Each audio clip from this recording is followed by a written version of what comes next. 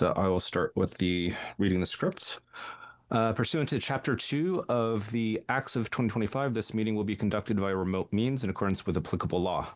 That means that members of the public body, as well as members of the public, may access this meeting via virtual means. Participants may access this meeting through the remote meeting link as posted on the meeting agenda and through the town's online calendar.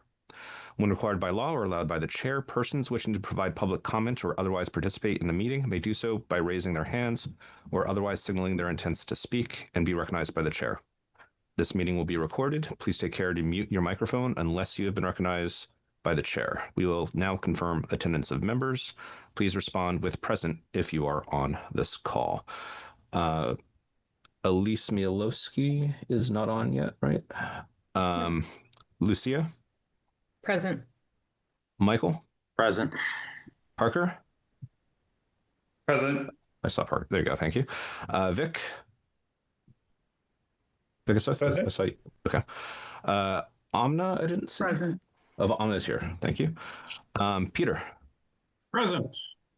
Rob Benson is not present, I believe. And then Matthew Vanaka, myself, is present.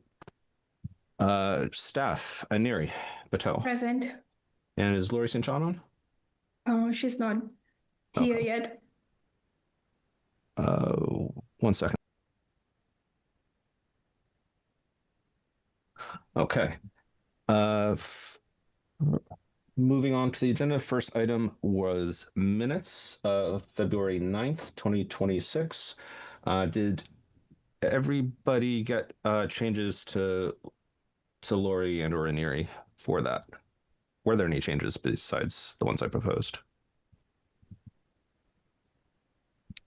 Okay. Are we expecting Lori or do you know Yeah, if she's got anything? She's here, and we just received comments from you on the Okay. last minutes. I noticed that my changes weren't on the PDF that's in this folder. There's also a PDF and a Google Doc, so I'm not sure if one's updated or not the other, but my two amendments were correcting my name on page 2 and changing an adjacent property to a nearby property. And I think those are both acknowledged. Yes. Let me just make sure. Laurie, you changed the comments. Am I correct? Laurie? Sorry, I'm just plugging in. I did see two documents, one under your name and one under mine. I had updated mine. Oh. I didn't know which one I was supposed to update, so he might be looking at the one that was in there from you previously. Okay. Through the chair. Yeah, Parker? I just noticed in scanning the notes again that there was a vote recorded as motion passes 000. So mentions that was from the previous meeting. We didn't have a vote in that meeting. We didn't have a motion in that meeting. Okay, if there's no issue there then. Okay. Everybody else is good. In that case, I'd entertain a vote to approve the minutes of February 9th as amended or as uploaded as the Google Doc. So moved. Second. All right. Go through roll call vote. Parker? Yes. Peter? Yes. Mike? Yep. Lucia? Yes. Vic? Yes. Amna? Yes. And myself is a yes. I didn't miss anyone, right? Okay. And so motion passes. Moving on to draft fees in lieu of affordable housing unit provision discussion. So this came out of Zach. Lucia,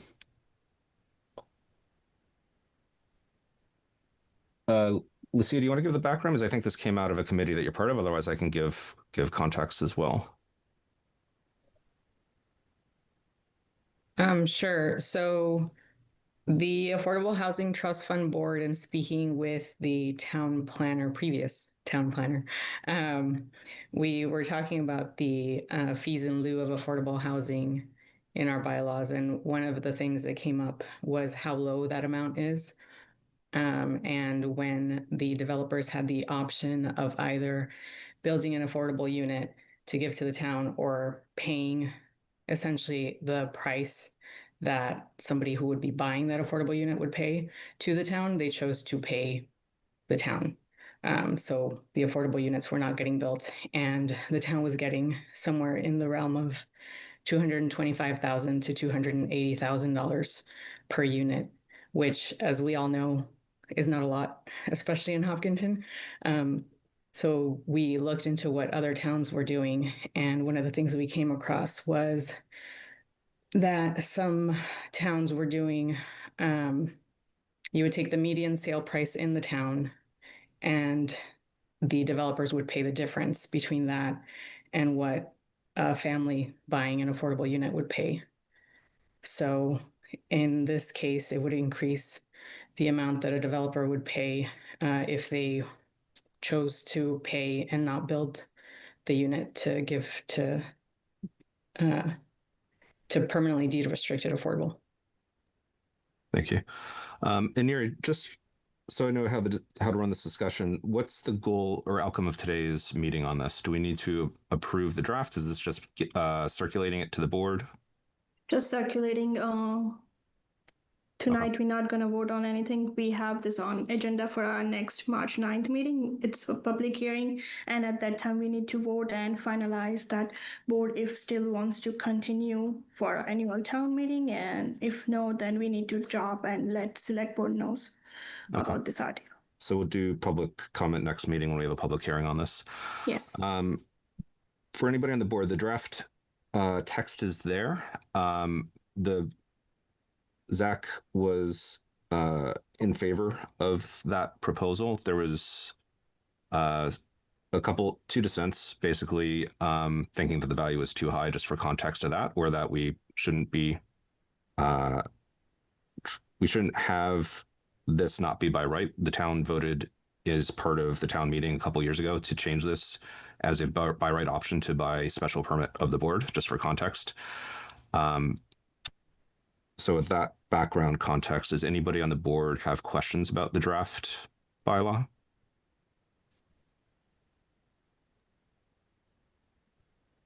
Peter? I just have a brief question. Where does the funding that's generated from this, where does it go? How is it used? Lucia, do you want to address that, or do you want? Yeah. So when a payment is made by a developer, it goes into the Affordable Housing Trust Fund. And we have a board in town. I'm on that board. And so basically it just goes into the fund. And we recently approved money for an affordable unit to be built in the Lake Maspinock area. But prior to, I've been on the board for, this is my 3rd year. Prior to that, the board either did not have a lot of money or did not think they had a lot of money. So there hasn't been a lot done with it, but we're starting to get more done. And one of the things, for example, is there were some properties that were deed restricted affordable, but they were not deed restricted affordable in perpetuity, which means that at some point that will be expiring and they will go back to fair market, which then means we lose deed restricted affordable housing in town. So that's one of the things on our radar to work towards. And the Fruit Street Fields, that part of that was purchased with money that's meant to be used for affordable housing. So we're also looking at that property to see about potentially building affordable housing near the Fruit Street Fields as well. Yeah, just through the chair, it sounds like an obstacle to helping develop affordable housing units in that using that method is a lack of adequate funding, which this appears to attempt to address. This what we're going to consider next week. Right. Yeah. So there was concern about the earlier value being too low and that we just weren't approving it based on town meetings feedback and people voting for it by special permit. And so this is seen as giving us an extra option or revitalizing this as an option of fee and lieu that actually is useful to the town. Thank you. Any other comments from the board before we move on? Nope. Okay. In that case, we'll move on to our first new public hearing. And I would entertain a motion to open the new public hearing. Oh, yes, Sarah. Sorry to interrupt. Before you open the hearing, we need to announce and rescue himself because he's an operator, right? for the property. So he needs to do that before you open the hearing. Okay. So yeah, Vic, sorry. I presume you're going to recuse yourself given the conflict. Yes, I can recuse myself on this. There. Yeah. Okay. Thank you, Jerry. So at that point, I will entertain a motion to open the new public hearing, 75 South Street, McGonko Realty LLC, minor project site plan application. So moved. Good motion from Michael. I'll second that. All right, and then we'll do roll call vote. We should have enough people at that point. Going down the list of here, Amna, Yes, here. Lucia, Yes. Michael, Yes. Parker, Yes. Peter. Yes. Oh, it just reorganized everybody on me. Vic is not eligible, and so is that just me? Did I miss anybody else? And I'm a yes. All right, that's why we never go down that roster. Cool. Would the applicant like to give a brief overview of the project? Certainly be happy to. Would it be possible to share my screen?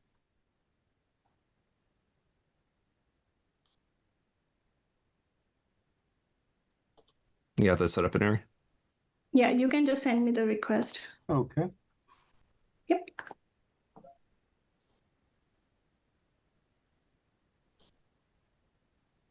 We all see that?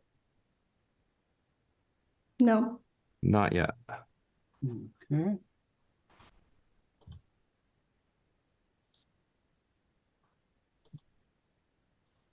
How about now? Yes. Yes. Okay. So, Joe Mark, we're down here. I'm sorry. My firm prepared the plans that accompanied that application. We're talking about 75 South Street. This is parcel R2970. It's a 4-acre parcel on the corner of Hayward and South. On the plan, Hayward is at the top of the page. South is to the left. There are additional property owners to the south along South Street, and the right-hand side is Route 495. This building was constructed circa 1973. It was a flex office manufacturing space used by, you may recall, Valpy Fisher. They were there for many years up until 2012 when they were acquired by CTS. You may recall the signs out there. They're in the design and manufacturing of sensitive sensors and temperature gauges. McGonko Realty, Lance Lefebvre, the applicant, purchased the building in 2024. He would like to renovate it to a warehouse office use away from the manufacturing. To do that, there have been several upgrades made to the interior of the building to modernize that space. The driving force behind the changes exterior is the access for shipping and receiving. They currently enjoy a curb cut along South Street down here in the southwest corner. That accesses a 67-space parking area along the southerly side. Up north along Hayward Street, there are 2 curb cuts. The most easterly gets you into this parking lot at the rear, 24 spaces. So there are a total of 91 spaces for the site currently. The other curb cut along Hayward Street at this location accesses a shipping receiving door right here. The issue with that is on the interior. Inside is a concrete slab, 16 by 12 by 4 feet high. So anything that is offloaded from a vehicle comes into that slab, then has to be lowered to the floor of the building and then taken by a second device to wherever it had to go in the site. That is problematic. Takes up an awful lot of space and requires many different implements to move materials around. So what we are proposing after much analysis is a change to the loading dock, to add that to the southerly side of the building.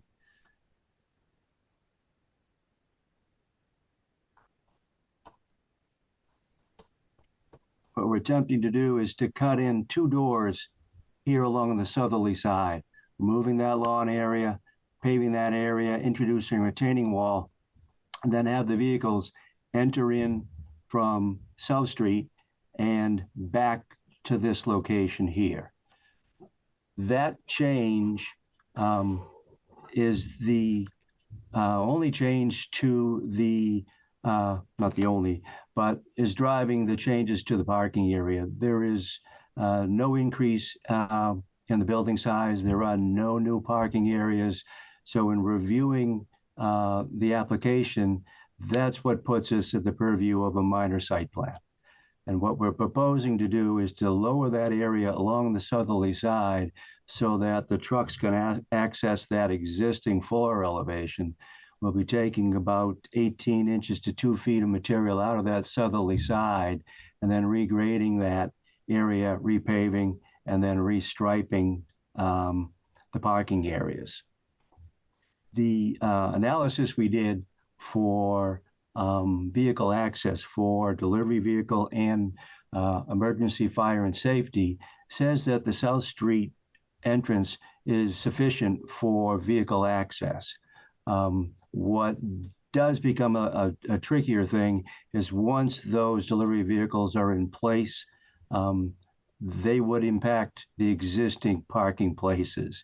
And then once they queue up to leave and they make their way out of the parking lot, they're going to need more space than was currently set aside. So we're going to restripe as well as repave. We're going to restripe some of those areas at the southerly parking lot. And there is also a small door that's going to be cut into the easterly parking lot. So we'll lose a couple of spaces there. All told, the changes reduce the number of spaces from 91 to 71. The requirements for parking places by the code based on the use here, office and warehouse, put us at about 19. So the 71 will be, will well exceed the requirements we need of 19 spaces. We have included in this an analysis in our application, an analysis of the stormwater as well. We currently enjoy a flow across the parking lot from northwest to southeast. That's what we will mimic with the changes to grade. So with no new increase in impervious area, a sheet flow that mimics what is there now, we don't anticipate any issues with regard to stormwater. We meet the Mass DEP stormwater standards with this design.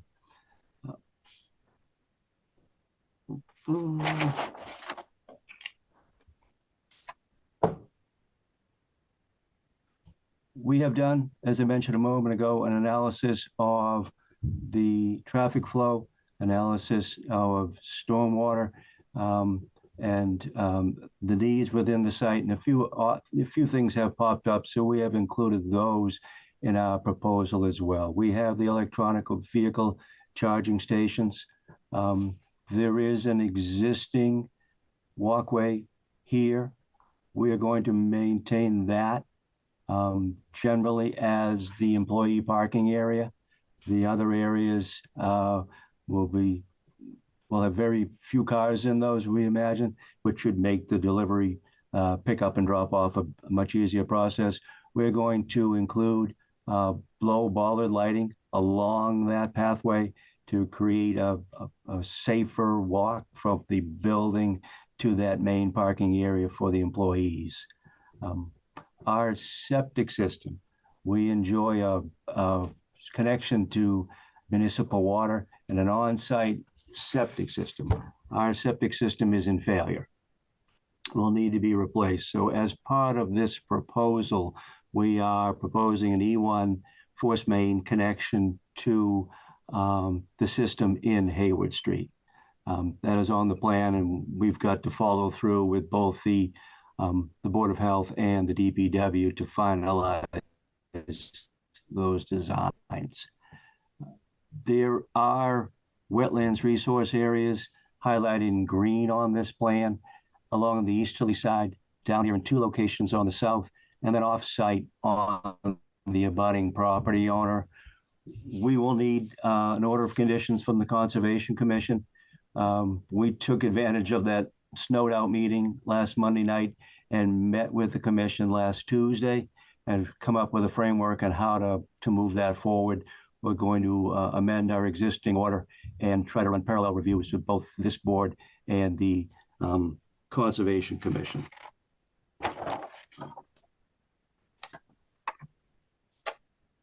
I believe that was the gist of the high points, if you will, of the application.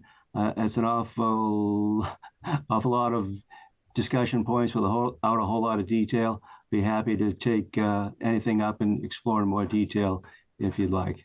So before I ask for the staff report, one of the comments was around sidewalks, because I know there's no sidewalks on that side of the street, but there is along the other side. Was there? Yeah, the entire other side of South Street has sidewalks. We were going to explore that comment with the DPW director to see what the motivation was there. So I guess in our mind, that's an open item. Okay. I know most of that side of the street doesn't have easy walking. So I think and then parts of the shoulder get very narrow. So I kind of agree with the DPW there that having safer walking up and down the street would be positive, but we can save that for when we return it to the board for conversation. And Neri, do you want to give a staff report? Sure. At the moment, we receive Conservation, Fire Department, DPW comments, and my comments. As Joe addressed regarding Conservation, they're gonna amend on the current application they already have with ComCom. From Fire Department, they are okay with the modification of the plans and the current drawing. Their only concern is that the change of the use from office manufacturing to warehouse may require evaluation of the existing life safety system, which applicant needs to make sure before they process for the building permit. We have comments from DPW. The main one, as he mentioned, regarding Hayward Street for sewer main hole that needs to be installed, and applicant needs to make sure that connection gravitate towards the town system. The other comment is that applicant need a permit from DPW regarding industrial pre-treatment permit. One of them is the sidewalk, which we discussed on a South Street, and how we want to do that. And the last comments from Carrie, DPW, is like, if planning board approves the site plan application, applicant needs some permits from DPW and sewer department before they go to apply for a building permit. From site plan perspective, the proposed project is limited to regrading, repaving, and restripping to install 2 overhead doors and utility upgrades within the current impervious disturbed areas, so no net increase in impervious surfaces. And as application submitted, the stormwater report and operation maintenance plan, both documents indicate the project qualify as a redevelopment. And because of the limited scope and absence of new stormwater structure or minor site plan, a peer review does not require to appear necessary, basically. However, if board determines that we need peer review for this project, we can go in that direction. Otherwise, as per the site plan standards, the project is under criteria, and there is no waiver requested from applicant's side on this project. Thank you. I saw that Carrie was on, but I presume given her alias here, she's on for the next public hearings. But Carrie, if you had anything to add as DPW here. No, I'm here. I can answer any questions, but pretty much summarize the comments. The particular one about the sidewalks is there's not enough public right of way, but we do get a lot of requests specifically to improve pedestrian access from the bus stop that's across the street near the Dunkin' Donuts to Project Just Because, which is next door. And the safest place to cross would be at that intersection, but there's no sidewalk and there's not enough space in the public right away to do that. So I wanted to bring that to the planning board's attention in case they wanted to work with the applicant and try to improve connectivity there, because then that's something that you guys typically look at. Thank you, Carrie. Yeah, that was a major initiative of the board a couple of years ago. It'd be nice to come back to that at some point, but I know we've been busy with other things. Thank you for raising that, Carrie. I will open up to the board for comments and questions then. Is there any comments or questions from the board?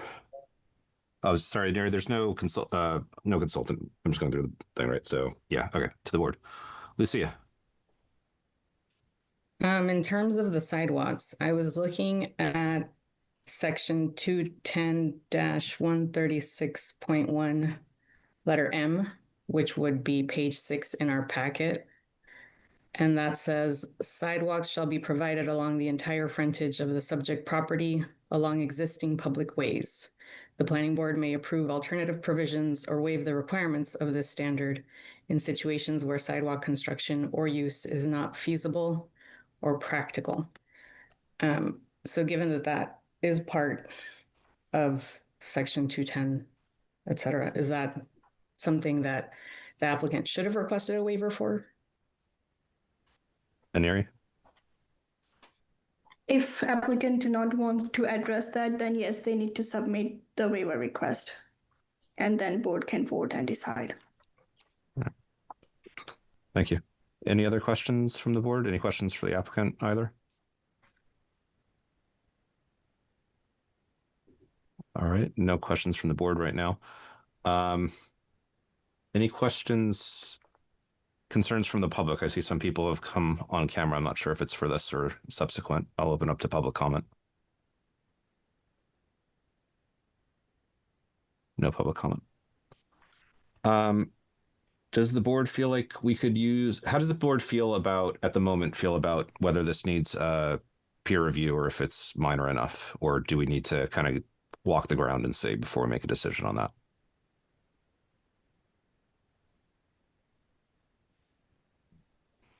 Anybody on the board have an opinion? So to me, Matthew, it seems minor enough, but I'll defer to the wisdom of the board if they think differently. So, do we want to take a look around? I'm always in favor of a site walk, but I know it's hard to get everyone together. If we continue, would the applicant be looking to continue us until next Monday? Next Monday, right? It's the next meeting. If we want to do a site walk, then we could try and schedule a site walk on Saturday. Oh, absolutely. Does that work for the board if we scheduled something around 10 a.m. on Saturday? I don't know what everybody's schedule is these days. That would work. Yeah. Does that work for the applicant? Yes. Okay. So let's schedule a site walk for 10 a.m. on Saturday. The parking lot's in good enough condition right now that we can park there for the site walk. Yep, they've all been plowed. Access is no problems at all. Okay. Any other questions or concerns or things to ask from the board of the board right now? If before we look for a motion to continue. No other questions. Anything else from the applicant at this point, or we can look to continue it? No, I think we're okay. Sidewalk could do us a lot of help, and then we'll pick all this stuff up at the next hearing. Cool. Then I'll look for a motion to continue until the hearing until March 9th. So moved. Second. Okay, that was Mike and Amna, I believe. Do a roll call vote. Peter. Yes. Parker. Yes. Mike. Yes. Lucia. Yes. Amna. Yes. Elise. Yes. And I'm a yes. That's everybody that's part of this hearing, right? Okay. Yep. So continue until March 9th. Thank you very much. Okay, thank you. And that moves us to our next pair of hearings. Vanira, you recommend doing these sequentially, even though it's the same applicant, right? Rob's not here, so he doesn't need to recuse himself. We can open this hearing and then we can do the Wilson Street, if that's okay, because Rob can take a part in the other one. I mean, we can open the hearing, but. So is your recommendation we can open both, but then just do one at a time once they're open? Yeah. Okay. Those will both need separate motions, presumably? Yes, we need both. All right. Different motions, different hearing. Because right. it's a 2 different application from applicant side. Yeah. So we can move in that direction. Okay. Just to make sure the hearings are open, let's open both hearings and then we'll return to the first of the 2. So I would entertain a motion to open the new public hearing on Pond Street, School Street, Spring Street, West Elm Street, Scenic Road application from Eversource Energy. So moved. Second. Thank you. Peter? Yes. Parker? Yes. Mike?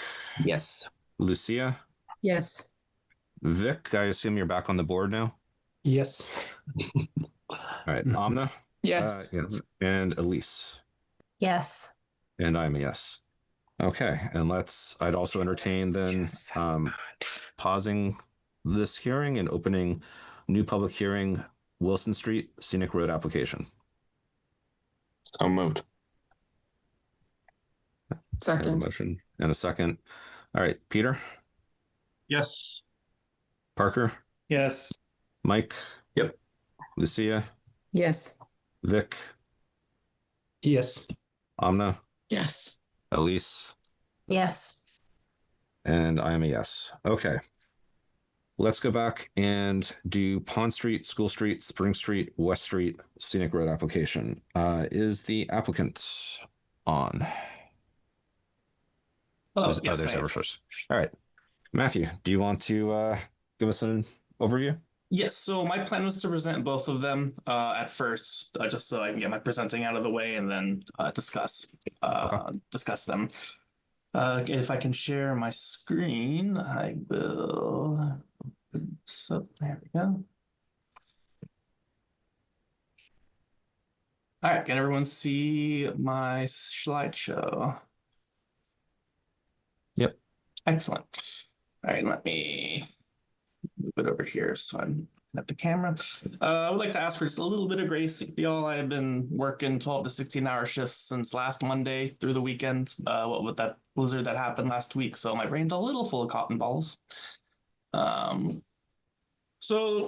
We got 2 removal projects that I am proposing. One is on the 126 H1 circuit, which is the grouping of streets. The one with the grouping of streets. The second is the Wilson Street part, which is on our 455 H3 circuit. The 126 is sort of like a bog standard removal project that we do all the time in various towns. The 455, the Wilson Street, is a little special. That circuit is what we call a potential penalty circuit. And what that means is that it has had a quantity of outages that the Massachusetts Department of Public Utilities considers a threshold of what is unacceptable for Massachusetts citizens to have to experience. It hasn't hit the threshold yet. That's why we call it a potential penalty circuit. But basically, the gist of it is people on this circuit are experiencing lots and lots of outages, and it's something that we want to minimize as much as we can. Now, I've been, just as a quick introduction, I've been an arborist with Eversource either directly or as a contracted work planner for 8 years. Before that, I studied forestry at the University of Vermont. Excuse me, Matthew, are you showing your slides right now? I am. I'm seeing the Battle of Stalingrad on my screen. Oh my gosh, that's embarrassing. I don't think we're anywhere near the Caspian Sea. I'm a bit No worries. I'm a bit of a history buff. No, it's cool. We got it? Got it now? Yep. Excellent. So, just almost as harrowing maybe as the Battle of Stalingrad is this photo that I have. Now, this is what we're trying to prevent, right? This tree has fallen onto our high voltage lines. And this is not a stock photo. This is not a photo that I have in my back pocket that I pull out for these presentations. This was a photo that was sent to me by one of my tree crews last week during the storm restoration. Now, if you look at it, these wires are dead. I think I'm fairly sure. But what you look at, what you can see here is that this large tree has fallen on top of our what we call primary lines, the lines at the very top of the pole. Those are high voltage. The minimum voltage that flows through these things are 4,000 volts. It can get up to the low tens of thousands of volts compared to the 120 volts that comes out of your outlet. So this tree is resting on these power lines. This tree is also resting on this metal chain link fence. So if these lines are electrified, they're touching the tree, tree's touching the fence. If these lines are alive, this fence is potentially electrified, and it could be harmful for anybody who touches it. So the point of that is we are trying to get these trees down because I believe that they hold a potential risk to public safety, not just electrical reliability. So I figure it would be good to take a little crash course in arboriculture. When arborists look at trees, we look at a few different things. If you look on the top right, you see this little decision matrix, and this has nothing to do with utilities. This is bog standard from the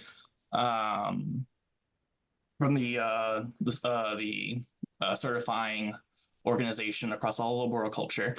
And it, on the leftmost column, it shows is the likelihood and failure of impact. Basically, if the tree, how likely is the tree to fail, and if it is to fail, how likely is it to hit something we don't want it to hit? And the rest of the columns measure that out by consequences of failure. If it hits something we don't want to hit, what are the consequences of it, right? And that determines our threshold for risk. If you have a tree with a hole in it that is leaning over your fence and that's the only thing it's leaning towards, your threshold for acceptable risk is going to be a lot higher for that than a tree, the exact same tree that's leaning over your house. When it's leaning over your house, something you care about a lot more, you live there, it's expensive, your threshold for risk is much lower. Now, I would argue that any time that there are power lines involved, especially power lines in the right-of-way, the consequences of tree failure are automatically significant. They're automatically starting in the right two most columns. When these trees go down, they block the road, they block emergency essential services. People lose power that they depend on to keep their houses warm if they're not on gas, and to cook their food, again, if they're not on gas. So it's a big deal when these things fail. And then in the bottom 2/3 of this slide, I have sort of a few of the different things that arborists use to determine how risky a tree is. On the left side, you have biological defects. These are rot, tree pests, mushrooms, or the tree declining with dead wood in the canopy. On the right, you have mechanical defects. This is stuff like excessive lean. If the unions have a weak joining or a strong joining, are they touching the wires? Are they growing in between the wires? Is there previous storm damage? When a tree drops a limb that it's not planning to drop because of a storm, it's already a stressed tree because these things evolved to survive storms. So if it's dropping a major limb, it's unhealthy in some form. It doesn't have the energy that it should have to put into holding on to these things and into having strong wood. And then that compounds with it just lost a major limb. It just lost a percentage of its canopy that it grows leaves out of, that it uses to feed itself. So it becomes a sort of a spiral towards death. A lot of these, once you get a few of these things overlapping with each other. So this is a summary of the tree list for both projects. On the left is Wilson Street. On the right is that other large circuit. In total, it's 85 trees, varying in size classes. Det är town meeting någon. There are Hey Vic, you want to go on mute? So 31 of these trees are ash that are infected with emerald ash borer. This is an invasive beetle that has, not an exaggeration, a 99.9% mortality rate for anything that it infects. At this point, Eastern Massachusetts, if you haven't been treating your ash for years at this point, it's going to get EAB and die. We're expecting it to go extinct anywhere that EAB is found, emerald ash borer. So I would consider that these trees are dead trees standing. A few of them may put out leaves and be alive on a technical level for another 2 or 3 years, but they are on the way out, and there's not really anything that the ship has sailed and kind of preventing it. And then 3 of these trees are dead. So I'm excluding the ash from the dead category. 3 non-ash trees are dead on this list. And that adds up to almost half of these trees being dead or virtually dead. And then I've given further each tree a risk rating. Now, if you look up at the table, there are 4 risk ratings: low, moderate, high, or extreme. I only have 3. That is because if a tree meets the criteria for an extreme risk, that doesn't mean contact the town of Hopkinton and schedule a hearing to get the tree cut down. It means run away from the tree because it's falling over right now, or will be like by the end of the day. So 3 is in my opinion, the most risk, and 2 sort of moderate, and then 1 is at low risk. And I have a few examples of trees I put in each category. So this tree is on Wilson Street. It earned a rating of 1. It's a tree that is on the list mostly for form. I didn't put a red arrow on this slide, but it's sort of the one that's bending back. It's on the right side of the screen, and it's bending back over the road. This tree has what I would call poor form. Wood is really, really good at up and down pressure, but with that kind of angle on it, it introduces side-to-side pressure. Wood's not as great at that kind of shear. There's nothing really wrong biologically with the tree, but with the way that it's growing, it's chasing the light that's coming out from the middle of the road. It's not a tree that we have the option of pruning in a way that will stop it from growing, continuing to grow out and over. It's only ever going to be over the wires in this way. And as the tree gets taller, it's the forces involved on that sort of lean are just going to grow more. But it doesn't have any biological issues. It's got a nice canopy. So other than the lean and the form, there's not much going on wrong with this tree, which is why I gave it sort of that lower risk rating. This is one of my number 2s, moderate risk, this large tree on the right. And you'll see what the issue I have with this tree on the next slide is it's got some base rot. So you want, on the left side, I've sort of zoomed in on the cavity, and you can even see that the tree has tried to seal it up on the top of that image, but there's still a crack there. So there's some rot in this tree. If you look at the outline, you want a tree to have sort of like a nice taper, smooth taper down, maybe getting a little bit wider as it gets to the bottom. This thing sort of has like a round shape where the rot is. That means the tree is sort of ballooning around the rot. That means the rot, there's a sizable chamber within this tree that is empty. And if you look on the upper half of that photo, sort of on the left of the tree stem, you see sealed over cracks or sealed wounds. That tells me that the rot column in this tree goes up a few feet. So it's not just limited to this cavity. But other than that, I didn't really see any pests in this tree. I didn't really see any other issues. So there's just a structural weakness going on. But it is significant. So I put it in the middle category. This large guy on the left is right next to that tree, actually. He is my 3rd rating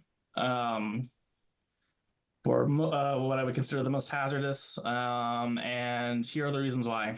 If you look on the right, I have put an arrow next to every single dead limb that I could see on this tree. It's a lot of it.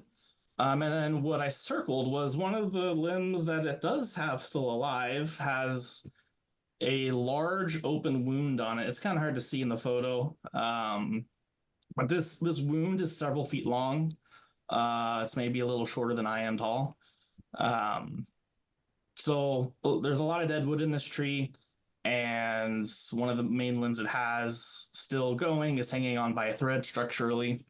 And then on the left, sort of near the bottom, I found beetle holes. What that means is that there are wood-eating beetles inside of this tree, gnawing away all of the really important wood that should be there to give it structural integrity. So it's lost a lot of canopy. There's pests in it. There's a major wound in the limb that's most directly over the road and the wires. A lot of things are overlapping on this tree, so it earned my highest risk category.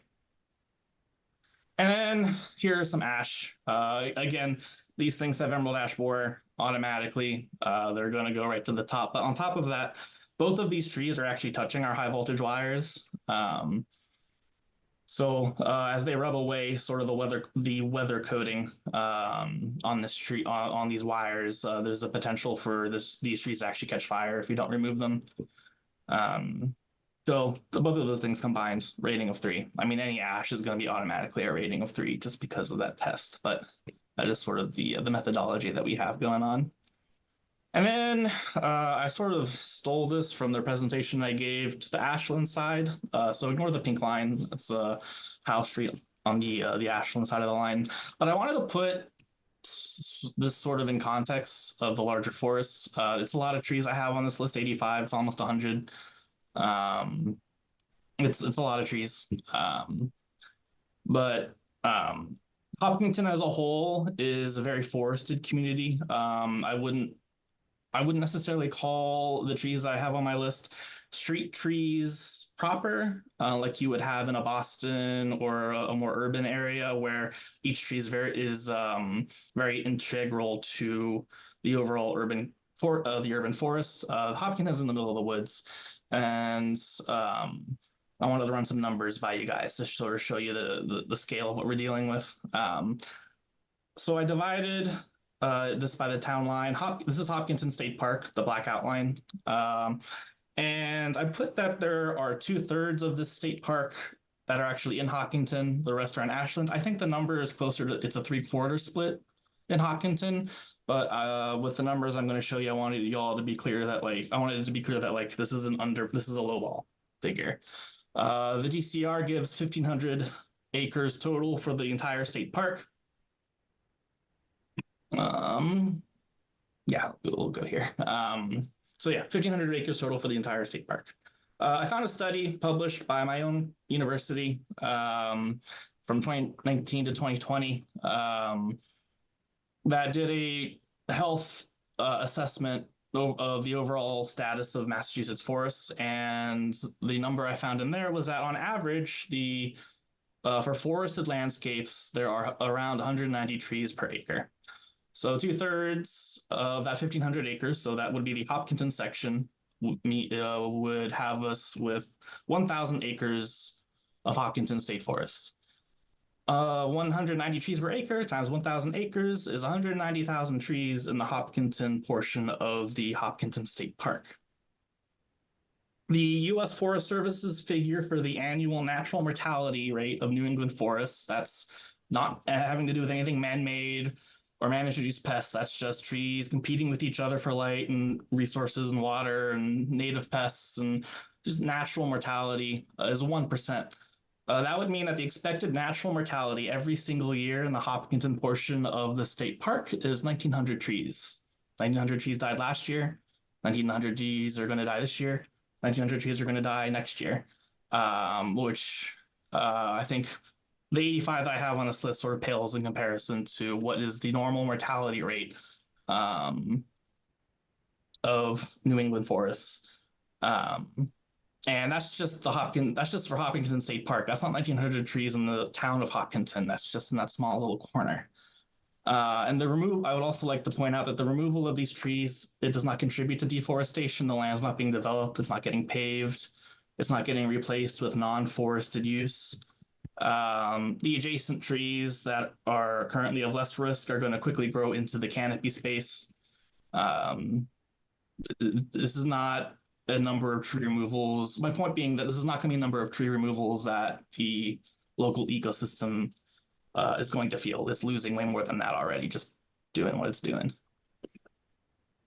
That's the end of my presentation. Go back to the summary page because it's probably going to be the most useful. And Neri, do you have a staff report here, or should I ask tree warden? You can ask Carrie. We don't have any comments on this two topics. Okay, Carrie, do you have any feedback you want to give? Any statements? So yeah, thank you, Chair.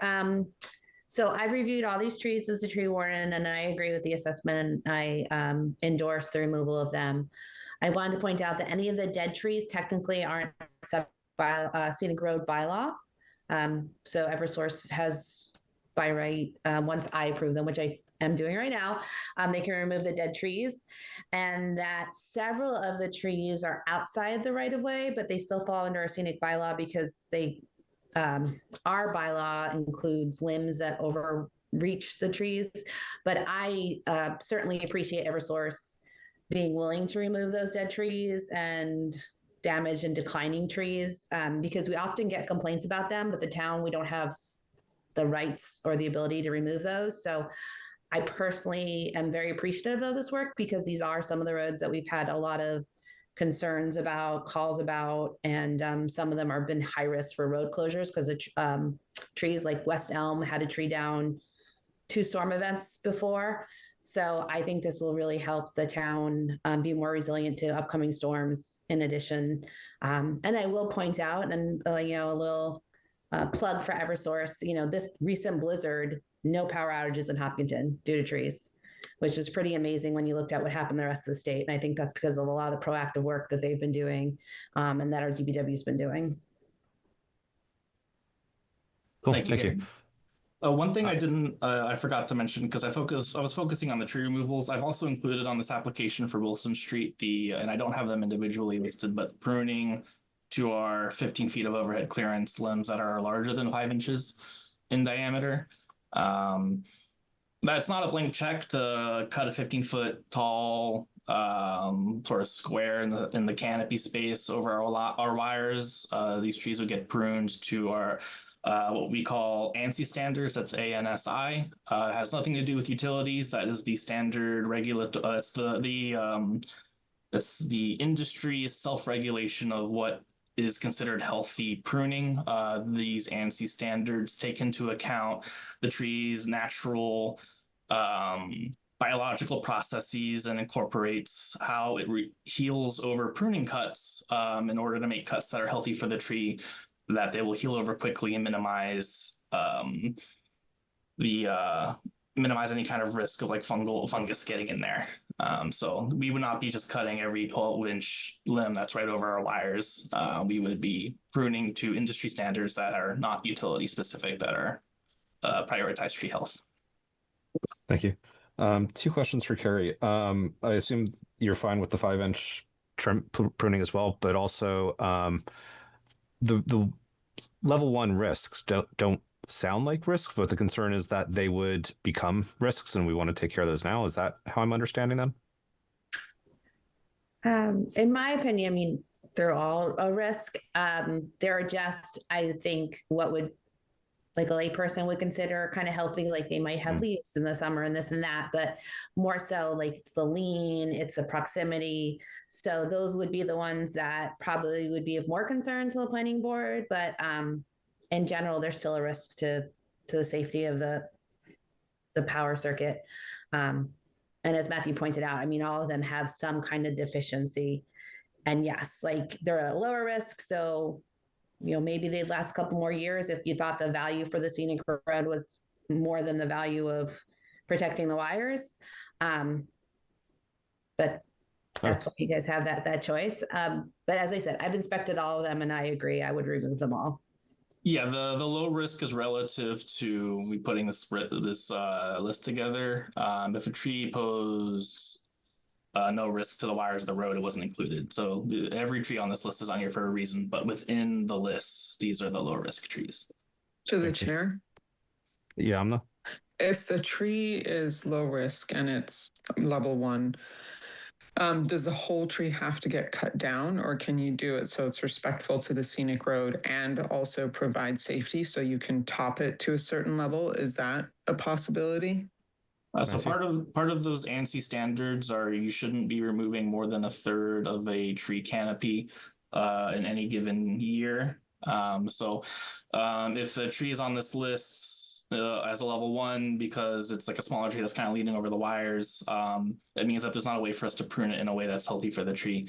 Now, if you want us to just top these trees so that there's something there, it's not going to look good. But the other thing is that doing so would make it very difficult for the tree to recover, and then it could then, as it declines and dies, become a further risk, not to the road layout because we topped it, or not to the wires because we topped it, but potentially to the road layout.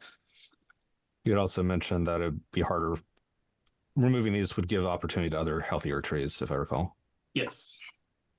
Before I open up to public, any other questions from the board?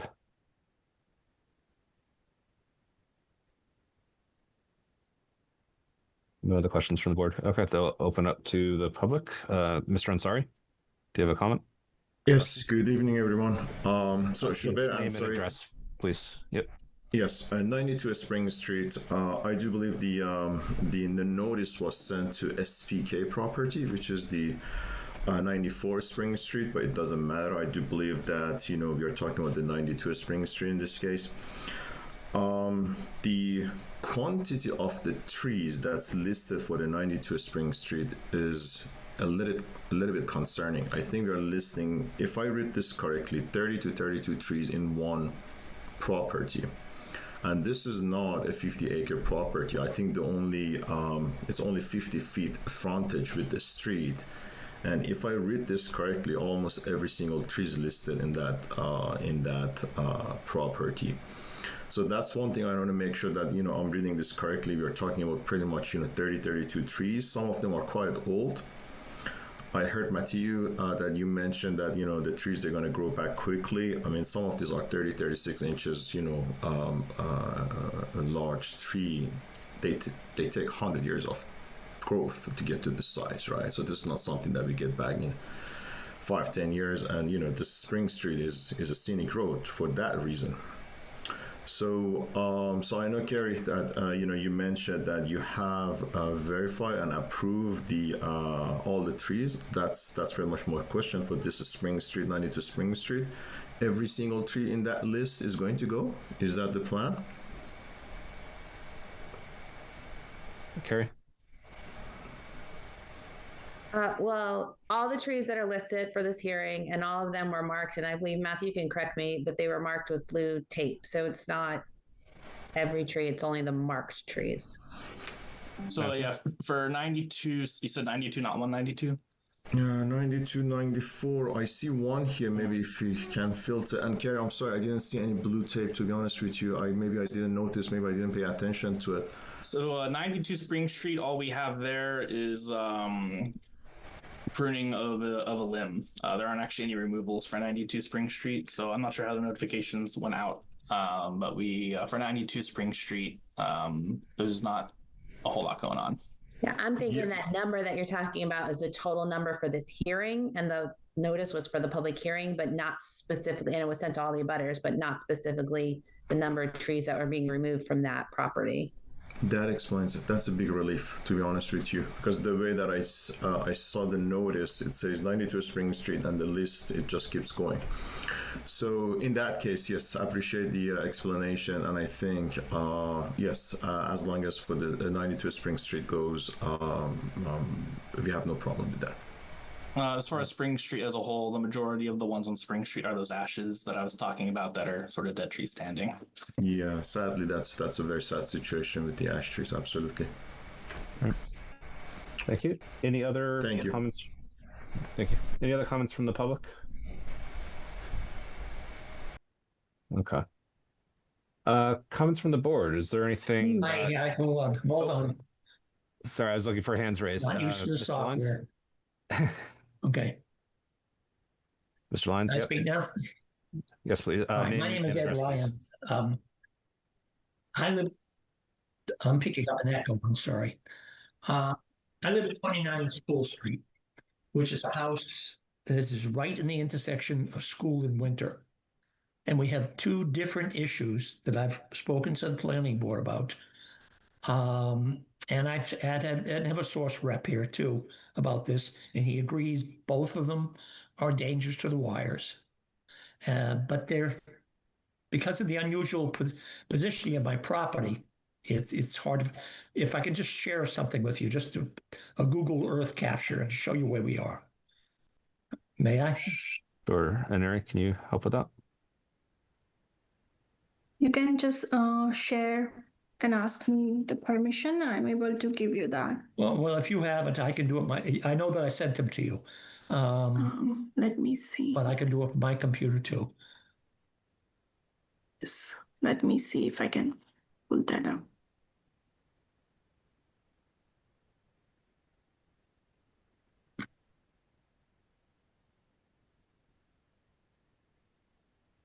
By the way, while she's finding that, I should clarify, these are two issues that are not on this job proposal right now. I feel they should be added to it.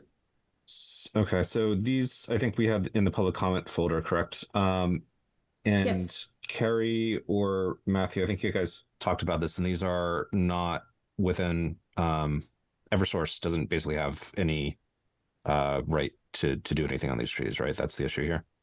Yes. So I did mean to hand out to your property before the hearing, but like I mentioned earlier, I've been working the storm pretty heavily.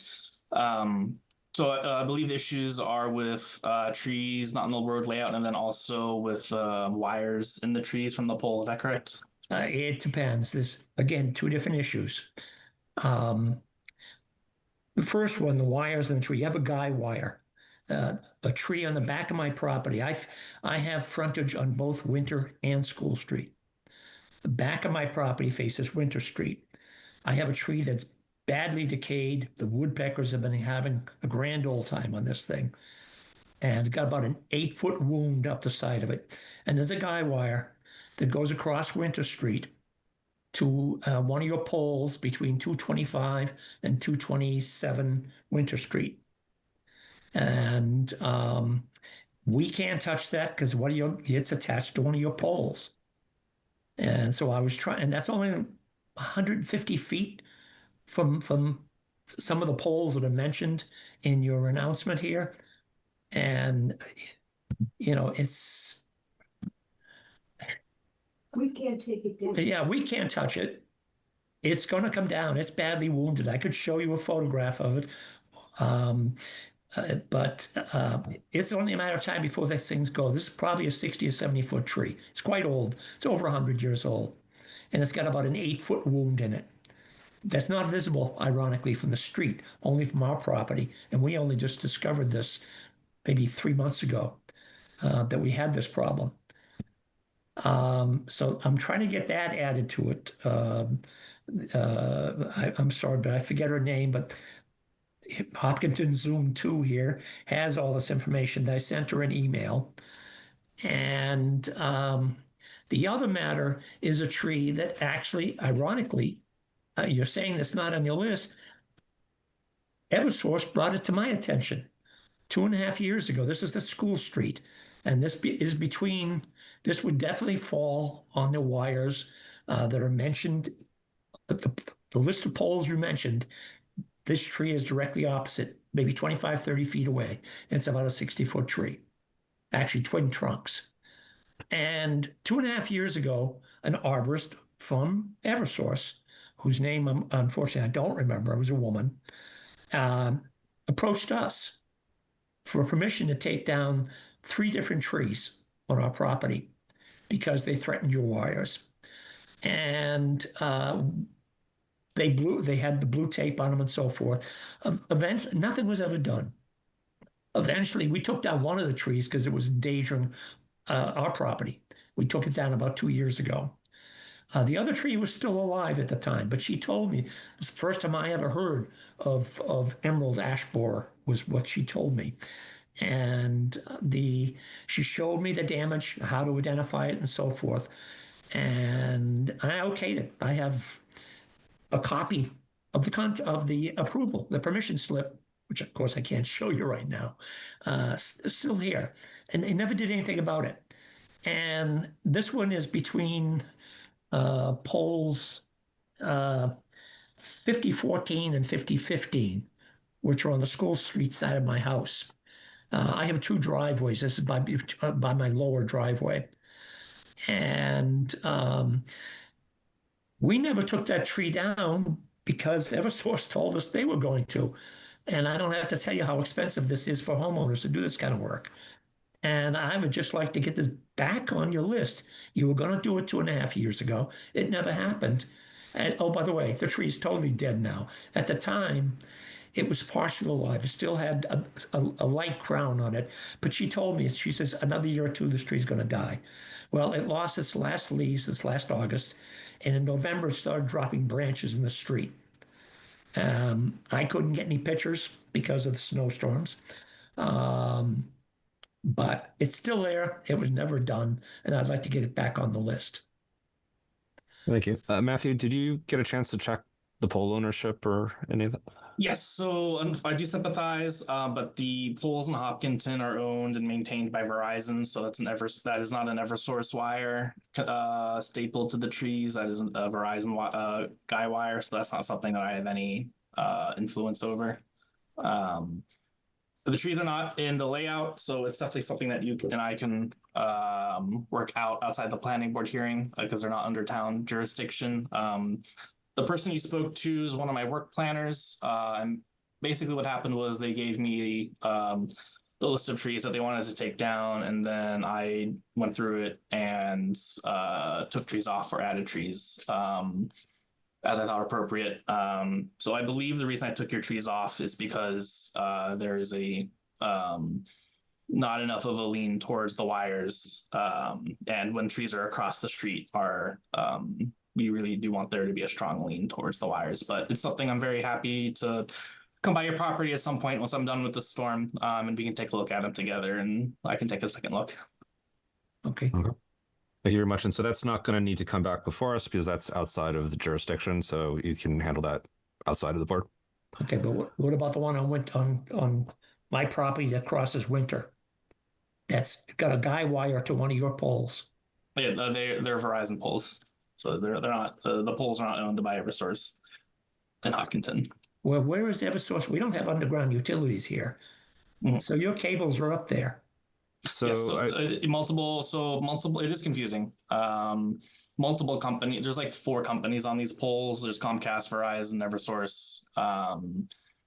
Our wires, our electrical wires are at the very top of these poles, but the poles themselves in Hopkinton are maintained by Verizon. So the guy wire is Verizon guy wire. Why did 2 years ago this woman tell me that your company was going to take these down because they endangered your wires? So I'm at this point, I think I'm going to let Matthew and you sync up outside of the meeting, and I don't know that he might be able to answer that on his own either, but if he's got any of that context, I'll let him follow up outside the meeting. Yeah. Does Matthew, do you have my contact information? Yes, carry forwarded it to me. Okay. So I'll stop by your property, and if you're not there, I'll leave my business card. I'm retired, so we're easy to find. Sounds good.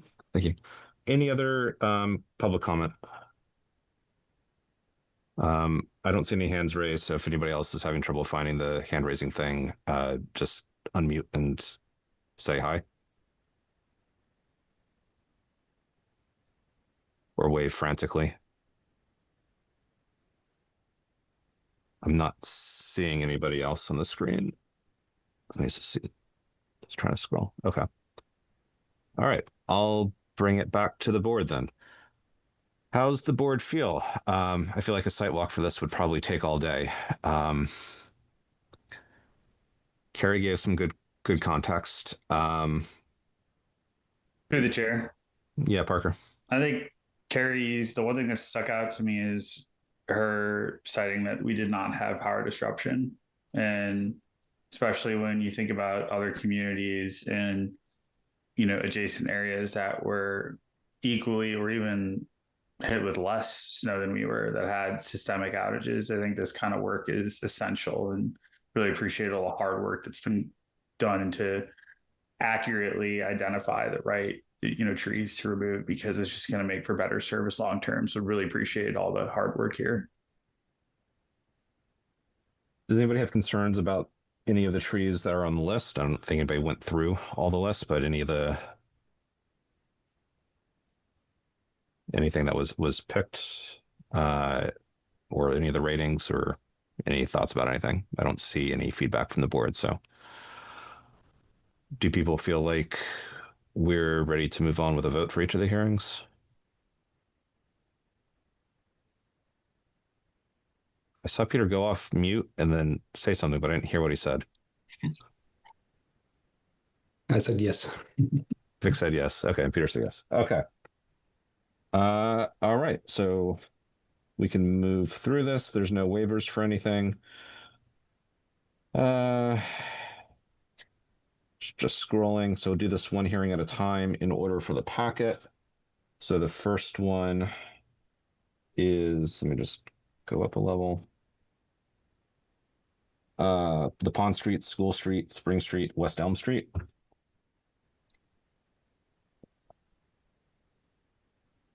So read the decision criteria. Do we need to read decision criteria, Aneri? Nope, that's fine. Yeah, okay. So read the proposed findings. Yes. Page 12, if anybody's following along. All right. 3.9.1, proposed findings. Number 1, the trees proposed to be removed are located within the public rights of way along Pond Street, School Street, Spring Street, and West Elm Street, and the removal is not anticipated to have an adverse impact on the scenic character of these roadways. Number 2, based on the submitted tree list and arborist notes, many of the trees exhibit structural defects, canopy decline, or are ash trees affected by emerald ash borer, EAB, which has a documented mortality rate of approximately 99%. The removal is expected to improve public safety and electrical reliability. Number 3, the proposed work conforms to the provisions of Chapter 160 of the Hopkinton General Bylaws, and all applicable criteria and standards set forth in Section 160-6 have been satisfied. Proposed conditions. The applicant shall provide photographs of all areas where tree removals occurred. These photographs shall be submitted to the principal planner for review and confirmation that work was completed as approved. The applicant shall provide the principal planner. Number 2, the applicant shall provide the principal planner with a project point of contact and associated contact information prior to commencement of work. This information shall be kept current through written correspondence until all work is complete. Number 3, all work shall be coordinated with the tree warden, and no tree removal or pruning shall occur until the tree warden has confirmed that all public shade tree requirements have been satisfied. All right. So if there's no discussion, I would entertain a motion that the board finds the proposed work relative to the submitted scenic road permit application conforms to the provisions of Chapter 160, and that all applicable criteria and standards set forth in Section 160-6 have been satisfied. So moved. Second. All right. We'll do roll call vote. Parker? Yes. Peter? Yes. Mike? Yep. Lucia? Yes. Vic? Yes. Amna? Yes. Elise? Yes. And I'm a yes. Okay, moving on to approval. I would entertain a motion that the board approve the scenic road permit with the conditions as they were previously read aloud by the meeting chair. So moved. Second. All right, roll call vote. Peter? Yes. Parker? Yes. Mike? Yes. Lucia? Yes. Vic? Yes. Amna? Yes. Elise? Yes. All right. Let's go on to the other hearing, and then we'll close the two in order, unless anybody has an objection to that ordering. You didn't vote. Oh, and I'm also yes. Okay, motion passes. Thank you. Sorry, I'm at the top of my list of names. Thank you, Lucia. All right, proposed findings for Wilson Street Scenic Road application, Eversource Energy. So proposed findings. The trees proposed for removal and pruning are located within the public right-of-way. This is on page 16 along Wilson Street, and the removal or pruning is not anticipated to have an adverse impact on the scenic character of the roadway. Number 2, based on the arborist's documentation, Many of these trees exhibit hazardous conditions, including rot, decline, overhang into the roadway, or canopy encroachment into primary wires, and their removal or pruning is expected to improve public safety and electrical reliability. The proposed work, number 3, proposed work conforms to the provisions of Chapter 160 of the Hopkinton General Bylaws and all applicable criteria and standards set forth in Section 160-6 have been satisfied. No waivers requested. Proposed conditions. Number 1, the applicant shall provide photographs of all areas where the tree removals occurred. These photographs shall be submitted to the principal planner for review and confirmation that work was completed as approved. The applicant shall provide the principal planner with a project point of contact and associated contact information prior to commencement of work. This information shall be kept current through written correspondence until all work is complete. Number 3, all work shall be coordinated with the tree warden, and no tree removal or pruning shall occur until the tree warden has confirmed that all public shade tree requirements have been satisfied. Okay. I would then entertain a motion that the board finds that the proposed work relative to the submitted scenic road permit application conforms to the provisions of Chapter 160 and that all applicable criteria and standards set forth in Section 160-6 have been satisfied. This one's for Wilson Street. So moved. Second. Thank you.